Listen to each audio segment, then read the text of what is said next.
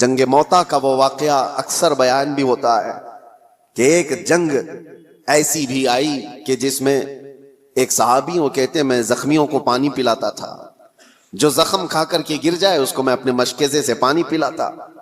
ایک جگہ پر ایک صحابی زخم کھا کر گر گئے اور ان کا آخری وقت لگ رہا تھا، میں پانی لے کر ان کے پاس گیا، وہ العطش العطش کہہ رہے تھے، پیاس پیاس، مگر جب قریب پہنچا تو کسی اور زخمی کی آواز آئی، تو اس صحابی نے کہا میرے اس بھائی کو پہلے پلاتا ہوں، تمہارے پاس پانی تھوڑا سا ہے اس کو پلاتا ہوں۔ یہ صحابی کہتے ہیں میں دوسرے کے پاس گیا تو ایک تیسرے کی آواز آئی، دوسرے نے بھی کہا کہ جاؤ مجھ سے پہلے اس کو پلاتا ہوں۔ تیسرے کے پاس گیا تو وہاں جاتے وقت یہ صحابی کہتے ہیں ان کا انتقال ہو گیا، وہ پی نہ پائے۔ میں پلٹ کر کے آیا کہ ان دونوں کو پلا دوں تو واپس آ کر دیکھا تو ان دونوں کی بھی جان جا چکی تھی، ایک دوسرے کے لیے انہوں نے پانی تک نہیں پیا۔ یہ معاشرہ تھا اسلام کا، اور رسول اللہ صلی اللہ تعالی علیہ وسلم نے جو انسانیت کے اعلیٰ اقدار اپنے صحابہ میں پیدا کیے تھے۔ میرے عزیزوں، بیان کرنا یہ آسان ہے، اس کو پریکٹیکل اپنی لائف میں لے کے آنے کی کوشش کریں، اپنی زندگیوں میں اس کو لے کر کے آئیں۔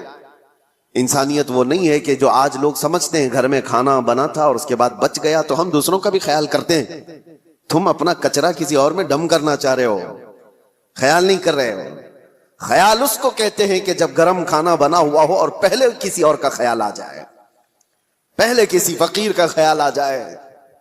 بچ جانے کے بعد بہت سارے ایسے ہیں، ہم پہلے جب دارالعلوم میں ہوا کرتے مدرسہ ہم بھی چلاتے تھے، اکثر لوگ شادی میں ولیمے میں دن بھر مصروف اور رات کو کھانا بچا ہے تو کہتے ہیں مدرسے کے بچوں کو کھلا دیں گے۔ بچوں کو لا کر کے کھلانے کے لیے بڑے بڑے آدھے آدھے دیگ بچے ہوئے لے کر کے آتے ہیں اور پھر وہ اس کو ثواب سمجھتے ہیں۔